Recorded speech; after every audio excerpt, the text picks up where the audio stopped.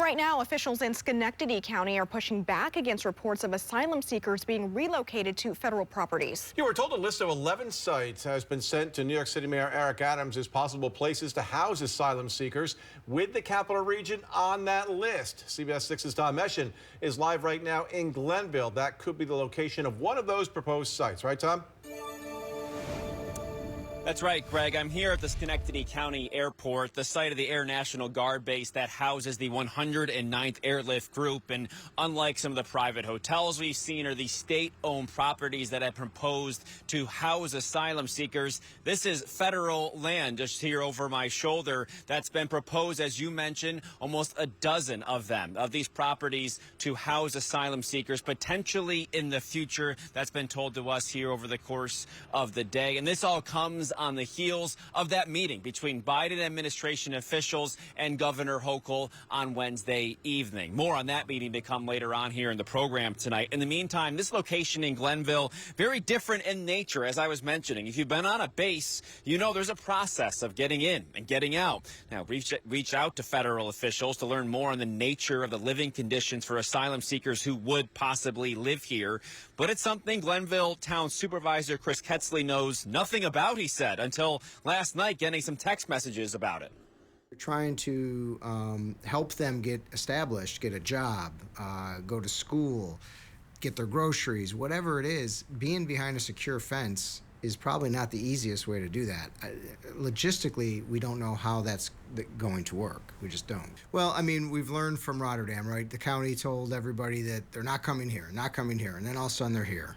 So, you know, one of the things we're doing is we're putting a moratorium on hotels, number one. Number two, we're going to pass a resolution, a new code that defines how long an extended stay is in a motel or a hotel. Now, Ketzley says he's heard from businesses who are willing to hire individuals. For that in a lot of different industries here, but the process in getting authorization has slowed things down. Now, Governor Hochul and the White House, we learned last night, and their advisors have come to terms to allow migrants to get work authorization, connect them to that on a quicker basis. Coming up later on tonight at 6, though, we hear from that Hochul administration and also how Congress is involved here. We got a response from Congressman Paul Tonko about the situation here today. We'll make sure to share that with you later on tonight and what could all mean for municipalities like this moving forward. For now, reporting live from Glenville, Tom Eschen, CBS 6 News. Other news now, Governor Kathy Hochul says progress is being made in getting more help from the federal government to tackle the migrant crisis after publicly calling for more resources over the past few weeks. On Wednesday, the governor met with members of the Biden administration, saying that the conversation was frank and productive. Today, we learned that the National Air Guard base here at Schenectady County Airport has been a potential site for relocated migrants set forth by the federal government. And this all comes as Governor Kathy Hochul and New York City Mayor Eric Adams have been pushing on the Biden administration to step in. Don't tell us how we could have done it better. Don't sit in the bleachers and be a detached spectator on this full contact sport called asylum seekers. Get on the field and fight this battle with us. As New York City Mayor Eric Adams called on the federal government to help give asylum seekers more resources to facilitate their arrival, the Hochul administration spoke of a step forward in achieving that. Got a few key commitments, some new personnel going to be going to New York City to assist, as well as a month of action to make sure that there's real collaboration, ensuring that the asylum seekers can get work authorization. They say the next step is to connect individuals who are eligible with work authorization. But to shorten that 180-day waiting period, Congress needs to get involved. We asked Democrat Congressman Paul Tonko about that.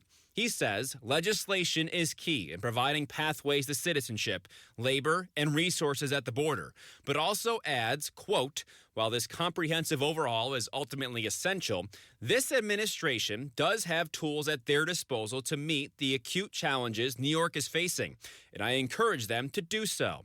In New York City today, state Republicans made their voices heard, pushing the governor to end the state's sanctuary title.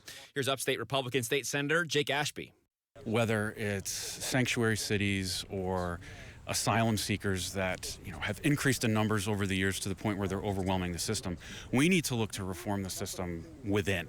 not looking to enhance it in ways that frankly haven't worked and are causing more issues now. Senator Ashby says he would be on board with a special session to address this specifically, which is what some Republicans are also pushing for right now. Reporting from the Capital Region, Tom Eschen, CBS 6 News.